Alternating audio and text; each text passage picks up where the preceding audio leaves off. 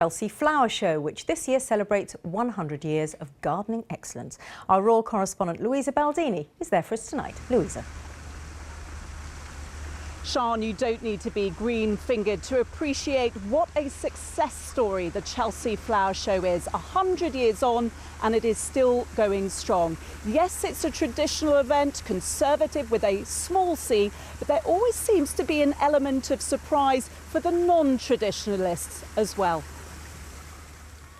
It's been a fixture of the British summer for 10 decades and has had the royal seal of approval ever since the first show in 1913. And their Royal Highnesses, the Duke and Duchess of York, are among the early royal visitors. Indeed, generations of the royal family have visited the show. This was 1936, but it's proved just as popular with the public, and this year is a sellout. Showing for the first time is a garden for Prince Harry's Centre Barley charity. The Forget-Me-Not garden represents the loss of Harry's mother, Princess Diana, as well as the African country of Lesotho. He hasn't had design input, but he's terribly excited and interested in it. And when he was at Camp Bastion, I had to send everything over. But when he came back, we had a meeting and he knew everything about it. He'd say, "Why didn't you send more?"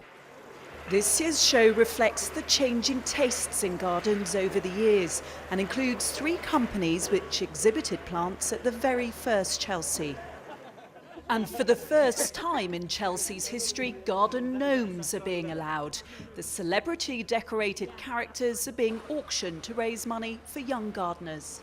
What were your thoughts in decorating this gnome? This very much represents blue and red lines, slowly falling, cascading, if you will, down a gnome who has not just green fingers, but green hands. Green hands, I like that touch. And were you good at art at school?